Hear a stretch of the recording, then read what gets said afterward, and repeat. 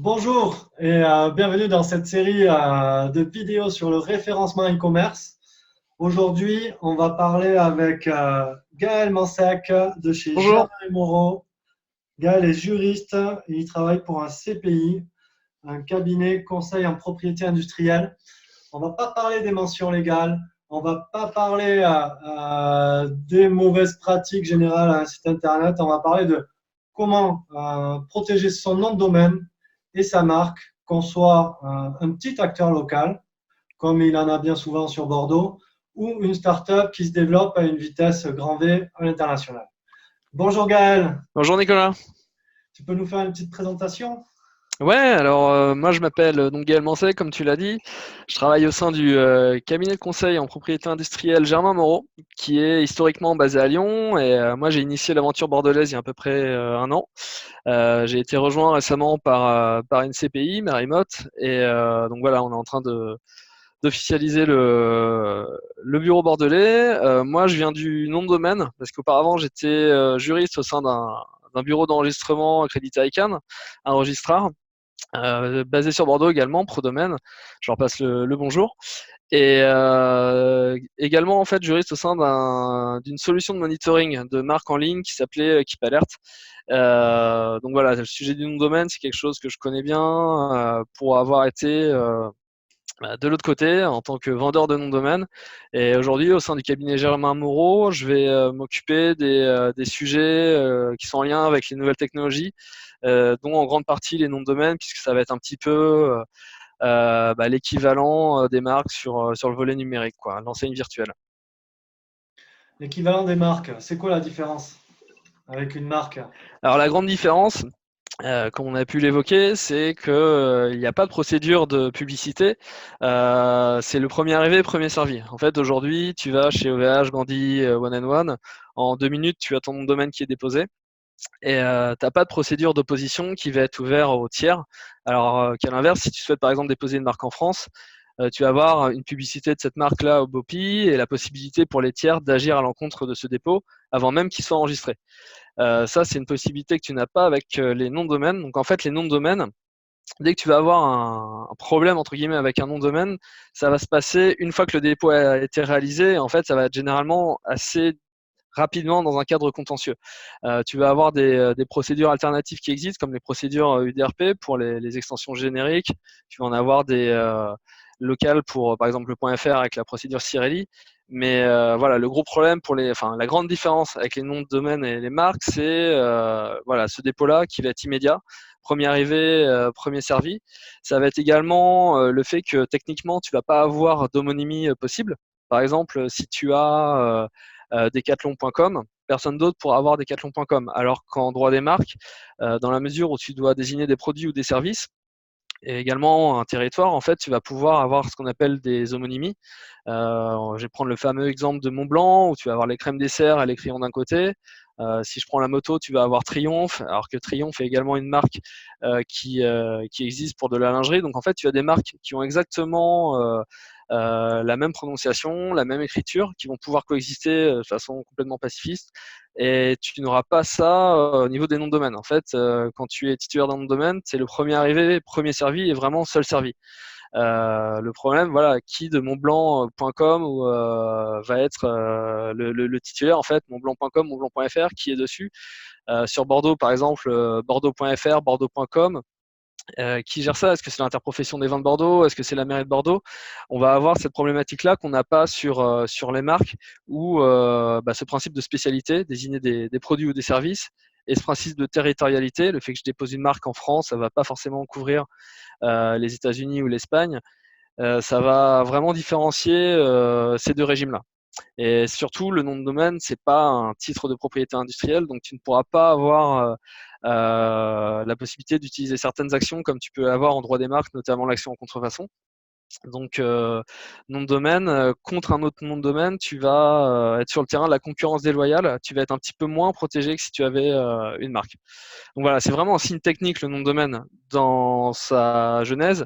Il est énormément marqué par ça, alors que le marque dès sa conception, ça a été un signe qui a été gouverné par le droit et qui est encadré strictement par ça. Et on a beaucoup discuté avant de commencer la vidéo. C'est vrai que c'est très intéressant et on a toujours plein d'anecdotes croustillantes sur les risques. Aujourd'hui, je pense au petit commerçant qui fait des cannelés bordelais. Mhm. Il aura peut-être pas protégé sa marque parce que tu me dis, il a l'habitude de vendre sur les marchés ou en point de vente. Il est très peu présent, mais c'est quoi les risques pour un petit commerçant de ne pas protéger sa marque ou son nom de domaine sur le web? Alors, effectivement, en général, ça va être attaché à l'empreinte numérique hein, d'une société. Si elle est déjà, elle, par son métier, pas forcément très présente sur le web, on va avoir assez peu de présence à travers les noms de domaine. Alors, bah, le risque premier, ça va être d'être cyber-squatté, en fait, c'est-à-dire d'être repris par un tiers. Selon la spécificité de ma marque, par exemple, si j'ai une marque complètement arbitraire, bah, j'ai le risque vraiment que le public associe un nom de domaine qui ne m'appartient pas à mes activités. Donc, on peut avoir un détournement de clientèle, hein, tout simplement, qui est rattaché à ça. Après, dans d'autres proportions, sur des plus grosses marques, on a ce qu'on appelle un risque de ternissement en fait de la marque. C'est-à-dire que plus la marque va être utilisée par des tiers, moins j'agis contre cet usage-là et plus j'ai le risque que ma marque perde de sa valeur identifiante en fait auprès du public, auprès du consommateur.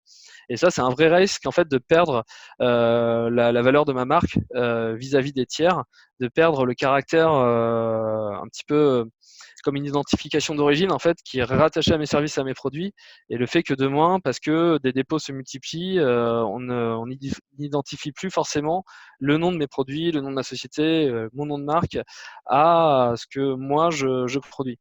Ensuite, on a des problèmes de sécurité informatique, donc le nom de domaine, c'est pas uniquement un site internet. Le nom de domaine, ça va être également support des adresses email. Et malheureusement, alors je pense encore plus aux petites entreprises et aux très petites entreprises qui vont pas forcément être aussi bien sensibilisées que des grosses, qui vont pas forcément avoir des RSSI. Là, le risque de les faux ordres de virement, les fraudes de président, c'est quelque chose qui vont se manifester en fait très souvent par les noms de domaine. C'est-à-dire un tiers qui va déposer un nom de domaine qui s'approche de par le label. J'enlève un trait d'union, par exemple, dans le cadre d'un terme composé, ou alors je change d'extension, ou alors je vais rajouter un terme lié au lexique corporate. Par exemple, je vais rajouter groupe, je vais rajouter France, etc. Et pour démarcher des distributeurs, pour leur passer des commandes, faire des changements de RIB aussi, ça, c'est des choses qu'on peut voir. Et en général, les TPE elles sont assez mal armées sur ces sujets-là. Elles peuvent être victimes assez facilement de ce type d'action qui va être visible à travers les noms de domaine. Ouais. Ouais, ça me fait penser, j'ai une cliente, elle trouvait que c'était cher de payer un prestataire pour renouveler son hébergement et ses noms de domaine, et elle voulait le faire toute seule. Euh, eh bien, elle a perdu 4 000 € la veille de Noël parce qu'elle a reçu un mail support-ovh.com, Ouais. charté OVH. Et même moi, j'ai vu le mail, j'ai dit non, on dirait que c'est OVH. Laisse-moi vérifier, comme je vérifie tout le temps. Je regarde le mail et je vérifie, mais pas toujours, hein, Ouais, le nom ouais. de domaine s'il correspond au vrai site. Mais OVH, c'est ovh.com. Mm. C'est pas support-ovh.com. Et donc là-dessus, il a arnaqué, elle a perdu 4 000 €, elle était en pleurs, en Ouais. panique. Et c'est ça le risque, de se faire arnaquer. Mais je pense aussi, au niveau des débouchés commerciaux, j'ai déjà rencontré des gens qui étaient plutôt visionnaires à l'époque. Et qui, au début du web, il y a une quinzaine d'années, c'était encore le début, avaient posé des noms de domaine au nom de leurs fournisseurs. Mhm. Ouais. Et du coup, ils s'étaient mis à vendre autant que s'ils avaient été le fournisseur eux-mêmes. Ouais. Donc le fournisseur, ça, au bout d'un moment, il s'en aperçoit, ou du moins il mûrit dans sa démarche globale, et il va attaquer les marchés.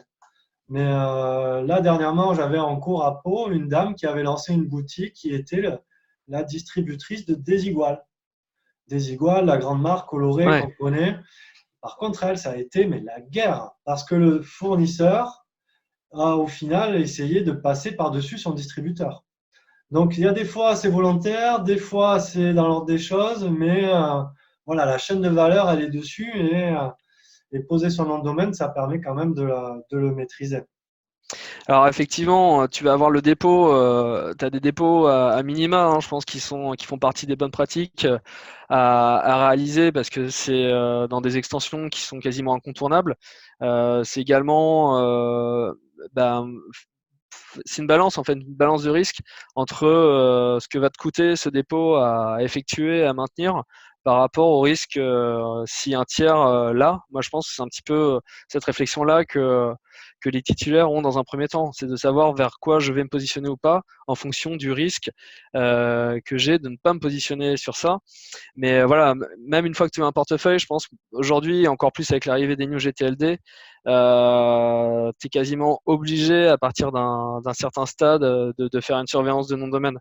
Un nom de domaine, ça va être enregistré entre 2 et 64 caractères. Aujourd'hui, tu as plus de 1800 extensions qui vont être disponibles. Les stratégies de dépôt préventif, je pense que ça a volé en éclats avec l'arrivée des New GTLD. Et à mon sens, tu as vraiment tout intérêt aujourd'hui à monitorer les dépôts parce que techniquement, tu as plein de choses qui peuvent être réalisées et tu n'en as pas forcément conscience. Tiens, parlons-en de choses sans aller dans le technique. Moi, on m'a posé la question, je te dis, j'ai lancé la formation au début du confinement et j'apprends la pédagogie. Mais Mhm. là, typiquement, il y a des gens qui disent, ah ouais, ouais, mais comment on fait pour déposer un nom de domaine? Combien ça coûte? On peut taper dans Google dépôt de nom de domaine. En France, on a OVH qui est très connu. On a Gandhi que je ne recommanderais pas forcément, mais des registrars, il y en a plein. Mhm. Et les prix peuvent varier un petit peu, mais généralement, poser un nom de domaine en .fr ou en .com, ça coûte 10 euros. Ouais. Et ce que j'ai vu aussi, parce que je suis un peu plus vieux que toi, c'est des opérateurs comme Alice, Ouais. qui ont disparu et qui étaient des providers d'email. Ouais. Ouais. Ouais. Et les gens, quand l'adresse mail s'est arrêtée C'est ça. euh, et les boîtes se sont fermées, mais ils ont perdu tous leurs contacts. Alors, exactement, tu as cette dépendance-là qui est toujours, je pense, un peu liée au système de monétisation du web et qui a un peu fait de mal là-dessus. Je pense à tous les artisans que tu vas voir passer avec des adresses en Gmail, avec des stickers @yahoo.fr ou wanadoo.fr que tu vas voir sur des cartes de visite. Alors, Ça comme tu existe dis, encore, Yahoo? j'en vois passer. J'ai ma petite collection de cartes de visite. À chaque fois que je vais au restaurant, c'est quand même assez marrant de voir ça. Donc, tu as le problème de pérennité là-dessus, parce qu'effectivement, ce sont des services gratuits, hein, ce qui fait leur succès. Demain, ça peut s'arrêter. À ce moment-là, bon, ça devient compliqué. Après, il y a aussi le problème d'un point de vue communication. Quand je vois des professionnels qui communiquent sur du Gmail ou sur du Hotmail ou voire du Wanadoo, je pense qu'en termes d'image déjà, qu'on est un peu sensibilisé au numérique, ça fait du mal.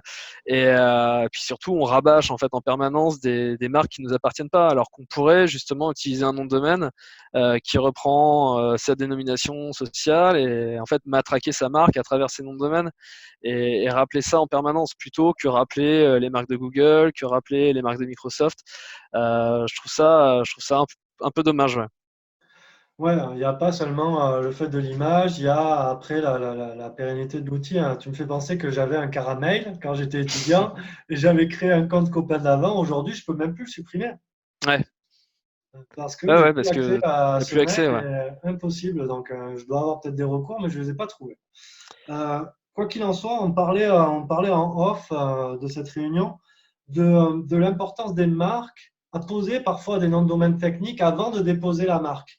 Ouais, Parler de ces profils de start-up qui se développent et c'est c'est peut-être le moment de parler aussi des EMD. ouais, exactement.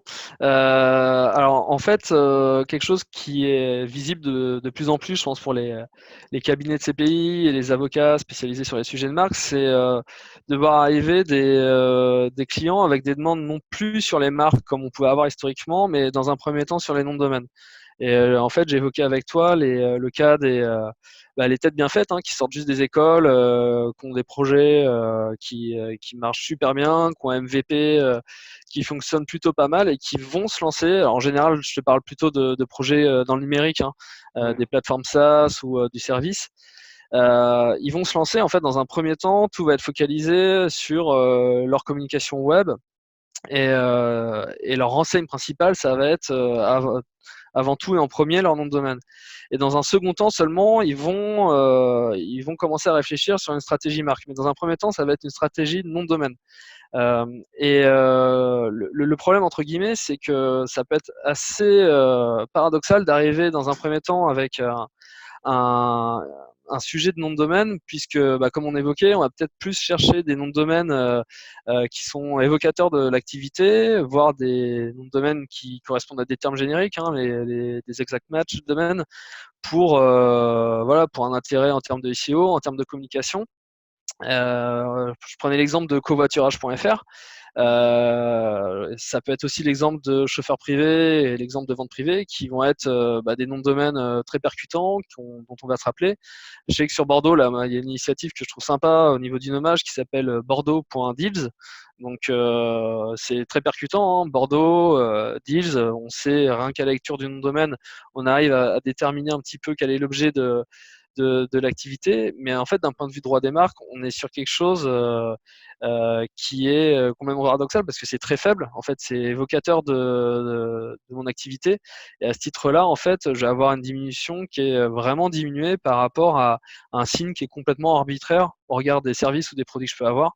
Là-dessus, je te prenais le contre-exemple de Deezer, le service de musique en ligne, où là, pour le coup, on est sur quelque chose qui n'a pas de signification propre, qui est pourtant un identificateur vraiment fort.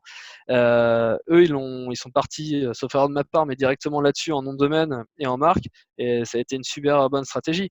Quand je vois, par exemple, chauffeur privé, j'avais regardé, ils ont racheté, ils ont fait un changement de naming il y a quelques mois, un an et demi maintenant. Ça leur a coûté 26 000 euros, Captain.com, parce qu'il était déjà déposé. Donc, ces choix-là de facilité entre guillemets dans un premier temps, ils peuvent coûter cher par la suite si ça doit amener un rebranding, parce qu'on se rend compte que toute la communication et toute la stratégie de naming qu'on a fait par rapport à un nom de domaine qui était évocateur, en fait, ça peut pas coller à une vraie stratégie marque derrière, parce qu'on sera très faiblement protégé, quoi. Ouais, mais c'est efficace. C'est efficace. Donc, les deux sont pas incompatibles. On peut très bien évoluer, commencer avec un EMD. Je suis 10 heures, je prends musiqueenligne.com et demain je change. Il faut juste Ouais, savoir que je pense que c'est intéressant dans le portefeuille d'avoir ces deux actifs-là, d'avoir des noms de domaine qui protègent directement tes produits, tes services, ta dénomination, tes marques phares, et à côté des EMD pour ton trafic par rapport à ta stratégie web, etc. Ouais. les EMD, j'ai un super exemple. Je parlais du MVP que j'ai piloté pour la plateforme où je revends des cours de surf et des surf-camps et j'ai fait un Mhm. test. J'ai acheté école de surf saint-jean-de-luz.com. Ouais, Eh bien, j'ai découvert par la suite qu'un des acteurs qui est sur place, il avait école de surf saint-jean-de-luz.com et Saint écrit ST. Moi, je l'avais d'accord. écrit Ouais. SAINT.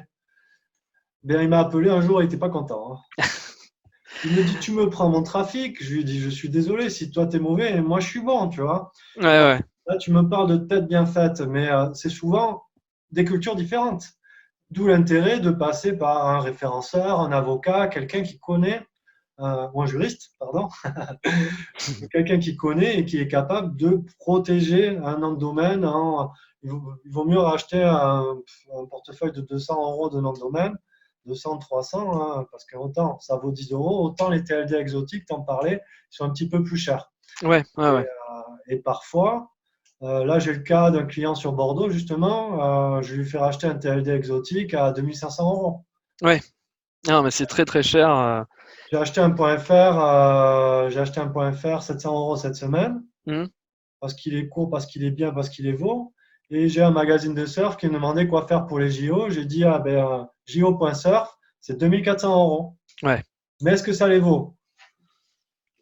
Après, voilà, le nom de domaine, je pense que c'est une bonne base de départ, mais ça va être ensuite tout un travail de SEO qui là va être votre expertise, la communauté SEO, tout ce qui est netlinking. Mais effectivement, t'as des super exemples de noms de domaine ultra percutants qui ont servi à baser une stratégie sur ça. Et même sur les CCTLD, donc les extensions pays, je sais que nous, par rapport à certains clients qui vont alors, en particulier dans le B2C et sur de la vente en ligne, d'un point de vue stratégique, ça peut être hyper intéressant d'avoir beaucoup d'extensions de pays quand tu vas développer des franchises locales en fait. Notamment aussi pour négocier tes contrats de franchise, parce que c'est beaucoup plus intéressant d'amener un contrat de franchise avec idéalement carrément un site internet qui est dédié dans le pays. Ou en tout cas le nom de domaine qui est déjà enregistré, par exemple en Espagne en .es, en Italie en .it, ces choses comme ça. Tu peux négocier des, euh, des stratégies comme ça par rapport à l'évolution. Je suis désolé, j'ai un appel. C'est possible de faire un cut Allez, ou en cut. ah, je suis désolé. Je reprends. Ah non, mais pardon. C'était. Tu veux rappeler? Non, non, c'est bon. C'est parce que j'attendais juste une livraison et vu que ça fait un truc qui doit arriver depuis une semaine, je croyais que c'était lui et c'est pas lui. Excuse-moi. Tu pourras tac reprendre. Excuse-moi. Couper Hollywood, la production. Bon, j'ai pas Désolé. coupé, hein, j'ai les moyens très limités. Tant pis pour toi. Non, donc écoute, c'est intéressant d'avoir un portefeuille de noms de domaine générique. Hein, je suis juste intervenu pour parler de l'importance du générique. Ça peut évoluer vers des marques. Tu me disais, parmi vos services, vous avez donc le conseil et l'action sur ce portefeuille de marque en fonction de la stratégie, du profil client, mais aussi, tu me disais, de qui va utiliser les noms de domaine. Oui, alors un des sujets qui est particulier avec le nom de domaine, c'est que historiquement, ça va être un petit peu les profils techniques qui se sont emparés de ça. Donc au sein des sociétés, vraiment pour être caricatural, mais ça va être le gars un peu geek qui va charger en fait du dépôt des noms de domaine. Et ensuite, on va avoir les services marketing et par la suite les services juridiques qui sont greffés à la gestion des noms de domaine. Donc, on a ce triptyque aujourd'hui qui va être l'IT, le marketing et le juridique, qui vont être en charge des noms de domaine. Parfois, un seul de ces trois pôles va être en charge des noms de domaine, parfois les trois, parfois personne. Et en fait, en fonction de cette typologie de gestionnaire, on va pas du tout avoir la même agilité parce qu'on n'a pas du tout les mêmes préoccupations. Quelqu'un d'IT, on va rarement avoir des portefeuilles très étendus. En général, ça va être un nom de domaine par ressource technique. C'est autant de noms de domaine que de sites web. Ils vont être intéressés, eux, pour mettre du SSL, avoir du reporting technique sur quel IP, sur quel domaine, est-ce que tout est fonctionnel, est-ce que toutes les redirections sont OK, etc. Donc, un portefeuille assez contracté. Ensuite, tu vas avoir à l'opposé, pour moi, le marketing, où déjà au niveau des budgets, en général, on est quand même sur des BU qui ont des budgets assez étendus. Et au niveau de la créativité également, au niveau des opportunités de créer des supports web beaucoup plus facilement que les deux autres BU que je mentionnais. Où là, on va avoir des stratégies de dépôt beaucoup plus ambitieuses. Et enfin, on va avoir le juridique. Le juridique va très généralement copier le portefeuille de marque au nom de domaine. Il va vraiment faire une déclinaison numérique de leur sujet de terrain par rapport aux marques. Et ensuite, ils vont déployer ces noms de domaine-là par rapport aux différentes zones de chalandise. Là, je te reparle du commerce en ligne, hein, mais très souvent, si ils ont du business en Italie, en Allemagne ou en Espagne, ils vont décliner cette stratégie de nom de domaine localement avec des extensions pays sur ça. Mais on va être sur un portefeuille moyen. On va vraiment partir du portefeuille le plus réduit, je pense, avec l'IT, un peu plus moyen avec le juridique. Et quand on a du marketing derrière, on va vraiment être sur des portefeuilles beaucoup plus importants parce que c'est c'est vraiment aussi du naming et pour les opérations de communication aussi. Si on fait des journées portes ouvertes, si on fait des soldes, si on fait des opérations de com spéciales, ils n'hésiteront pas à déposer là où les deux autres BU vont être un peu plus réfractaires et préféreront simplement rajouter une page sur le site internet, quoi. Exactement, toute la partie événementielle. Et Exactement. Ouais. j'en sais quelque chose parce que justement, en montant ma plateforme, j'ai monté un PBN, un réseau de sites, et Mhm. je me suis autorisé ce que je ne fais pas pour mes clients, c'est-à-dire racheter des noms de domaine de marque. Donc, ça va te Très plaire, bien. surtout si tu travailles pour ces marques-là. Mais c'est typiquement les cas sur lesquels tu te confrontes, Mhm. auxquels qu'est-ce qu'on a comme recours quand on est une marque et quelqu'un qu'on ne peut pas identifier à sa marque. Juste pour être clair, moi j'ai plein de marques qui ne m'ont pas contacté. Ouais. Donc j'ai remonté, il n'y a rien dessus, tu vois, il n'y a pas de détournement de trafic. Je remonte juste pour avoir une page et avoir un lien technique. Ouais. Google trouve ça comme, prend ça pour une preuve de popularité Mhm. et du coup il fait monter la page que je link. Donc quand tu en as 100, ben, tu as 100 marques de popularité. Ouais. Euh, c'est très important pour nous les SEO, c'est notre boulot. Mais pour une marque, je me suis aperçu que tu me disais, ça c'est un troisième service. Au-delà d'identifier des noms de domaine génériques, d'identifier des marques à déposer, vous faites du monitoring. Et Mhm. c'est ça qui m'est arrivé à moi. J'ai racheté un point, un nom de marque, plus terme événementiel, plus point CL pour le Chili. J'ai le directeur juridique de cette grande marque internationale de surf qui me contacte. Et au même moment où les juristes avaient commencé déjà à saisir par une procédure auprès de l'ICANN le nom Ouais. de domaine. Donc de là, j'ai dit au gars, ne t'inquiète pas, j'étais avec ton responsable SEO, on faisait du surf ce week-end. C'est pas pour vous arnaquer, c'est juste pour des tests techniques. Il m'a regardé. J'ai eu une petite goutte de sueur. Je me suis dit, je vais prendre un procès, je vais me faire attaquer. C'est toujours mieux si on s'arrange. Donc on s'est arrangé. Je lui ai demandé un petit billet parce que j'ai bossé pour le récupérer. Mais c'est tout le process de saisie auprès de l'ICANN qui est intéressant. Mhm. C'est quoi les recours quand on a perdu un nom de domaine? Alors en fait, déjà, il faut le savoir que le nom de domaine il a été récupéré. Et ça, si tu n'as pas de surveillance en place, si tu n'as pas de monitoring, sauf en général, ça va être des remontées, soit de quelqu'un qui s'est trompé en tapant le nom de domaine, qui a fait une typo et en fait il s'est rendu compte qu'il y avait un site actif derrière, donc ça va lui remonter comme ça. Soit des opérationnels de terrain, je pense surtout aux extensions de pays, ça c'est souvent quelque chose que je vois.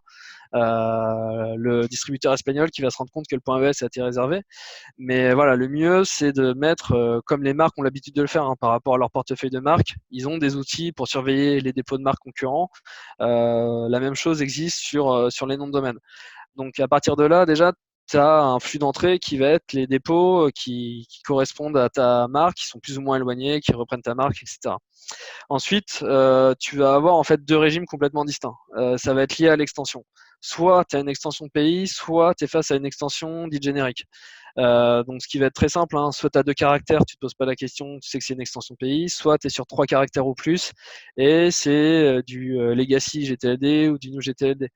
Si c'est l'extension générique, donc trois caractères ou plus, tu auras des possibilités d'action en fait, tout simplement parce que ces extensions-là sont entre guillemets gouvernées par l'ICANN.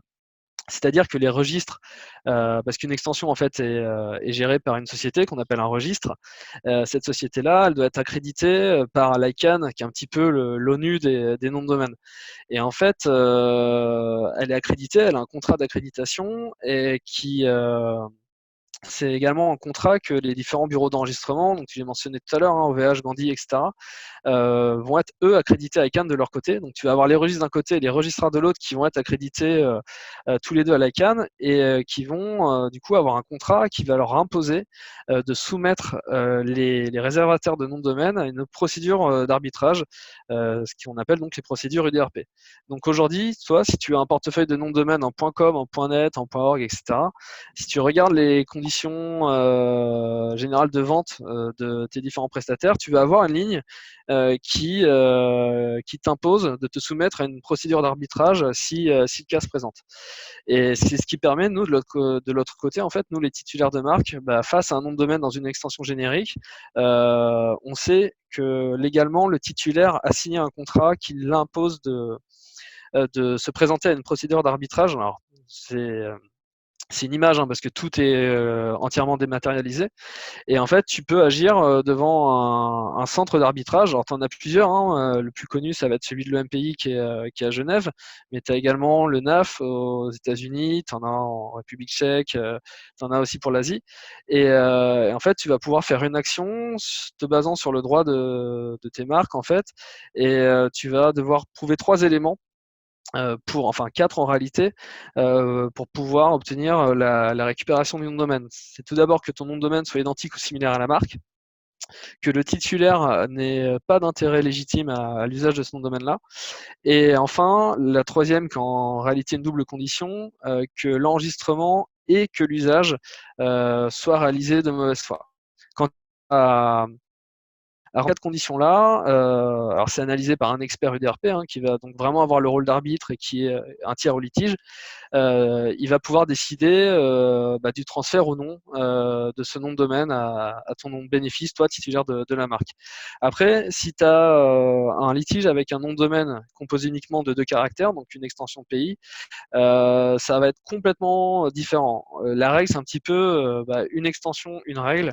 Par exemple, en France, si tu as un problème avec un .fr, tu peux agir devant la FNIC avec une procédure spécifique qui s'appelle la procédure Cirelli, système de résolution des litiges, qui va te permettre, en fait, pour une somme modique, hein, 250 euros, d'avoir la même procédure d'arbitrage vis-à-vis du titulaire du nom de domaine en .fr.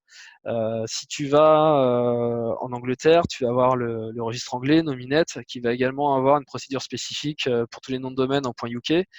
À savoir par contre que tu as 2 courants qui existent, et tu as certaines extensions, on en parlait tout à l'heure, par exemple les îles Tuvalu, le .tv, qui est une extension pays, hein, techniquement, mais qui, d'un point de vue marketing, est complètement générique. Elle est soumise exactement aux mêmes conditions que n'importe quelle autre extension générique. Donc elle est soumise aux procédures UDRP comme un .com. C'est exactement le même régime.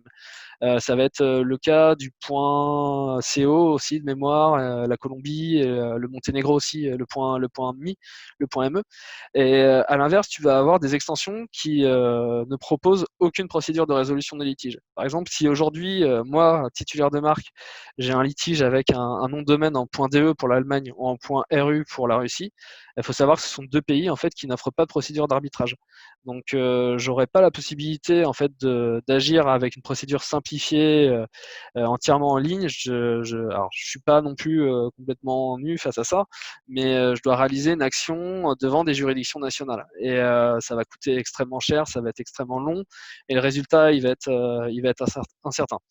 Donc ça, c'est également, pour en revenir à la stratégie, c'est également selon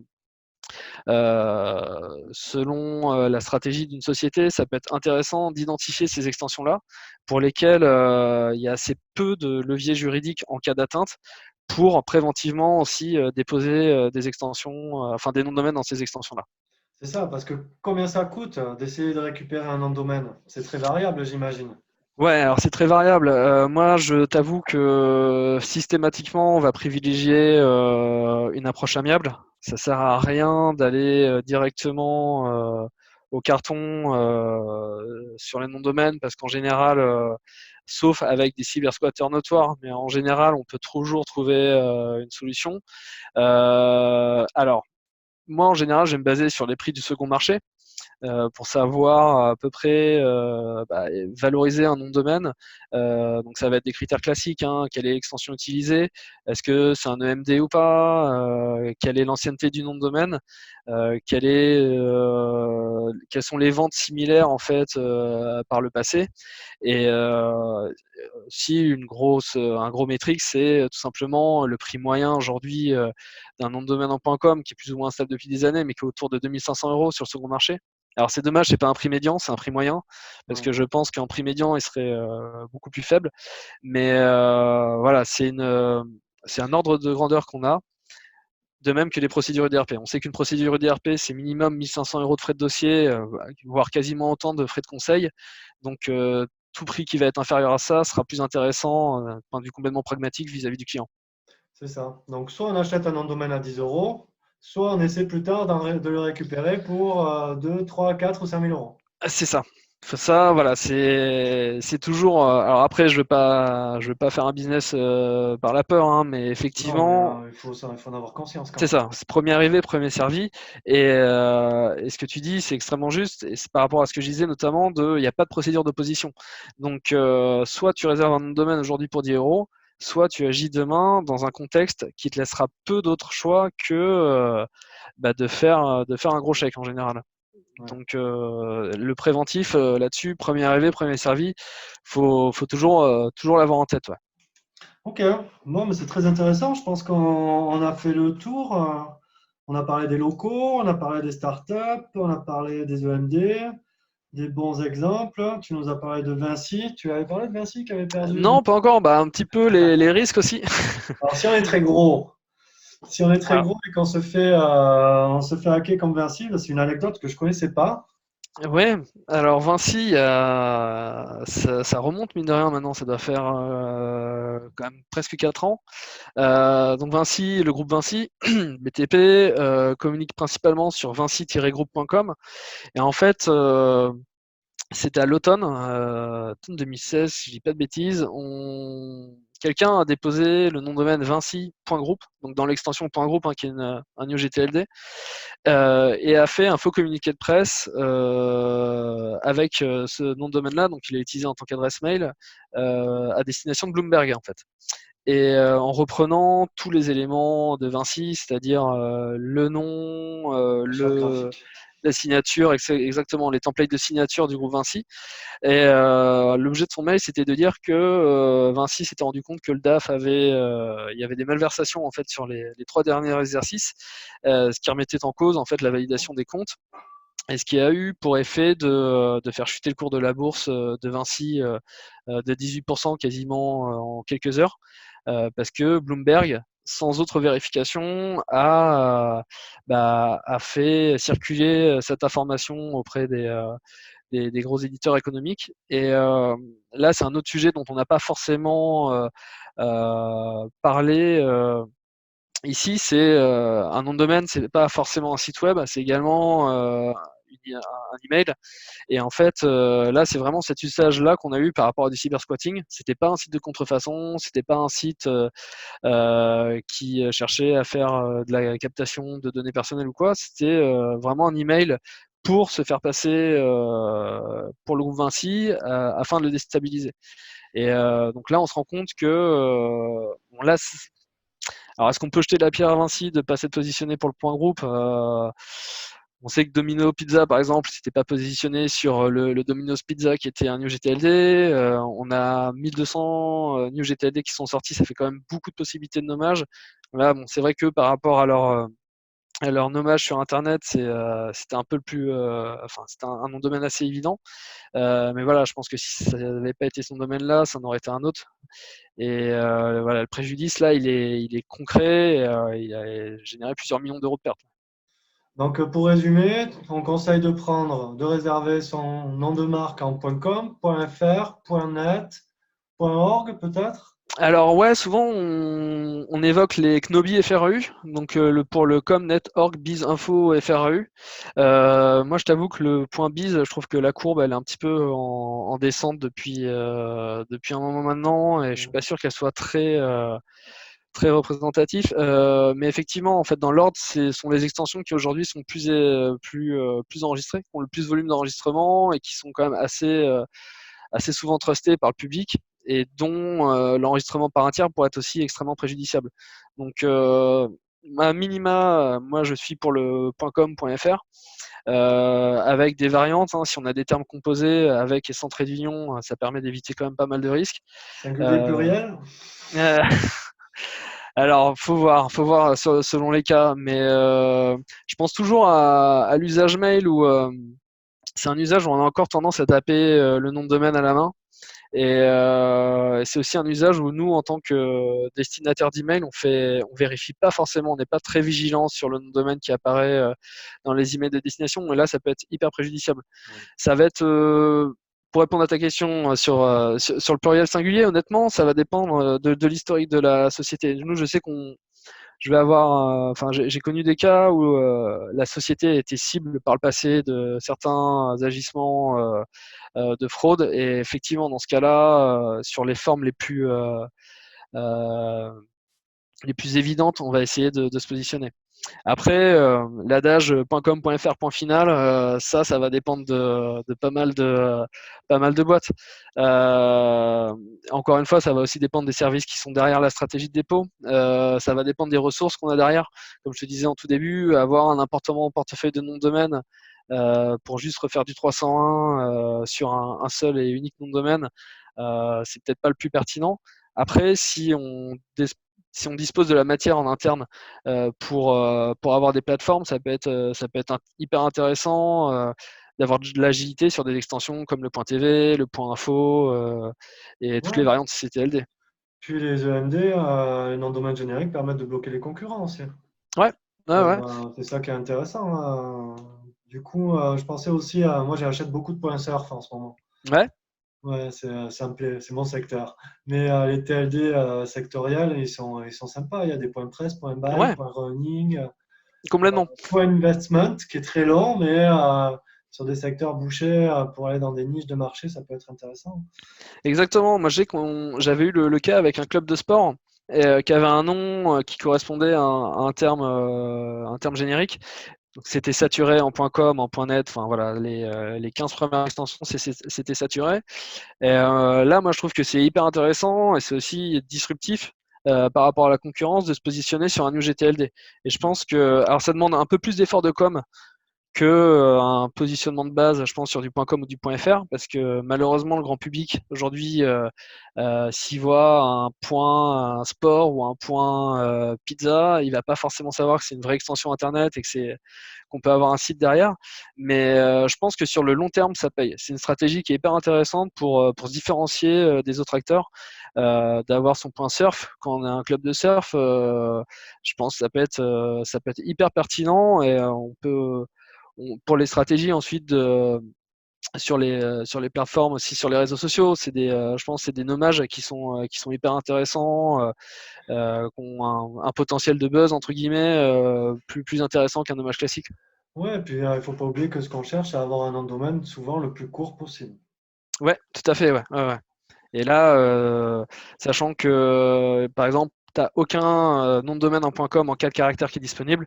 Tu as des sociétés qui ont fait toutes les variantes possibles entre la lettre de A à Z, de 1 à Ouais, ouais. 9, et avec les traits d'union, tout est saturé. Et le taux de saturation, jusqu'à 6 caractères, il est de 75%.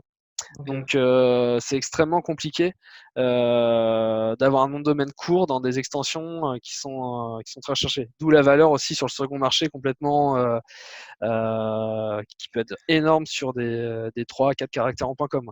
C'est clair que demain, on rachètera pas Hotel.com, hein. Ouais, On n'a pas les moyens. non, malheureusement. Bon, mais en tout cas, merci beaucoup, Gaël. On a fait un beau tour d'horizon. Merci Nicolas, Je pense avec que c'est plaisir. bien. Pour le mot de la fin, il faudra juste dire une chose. On n'abandonne pas un nom de domaine qui a été exploité.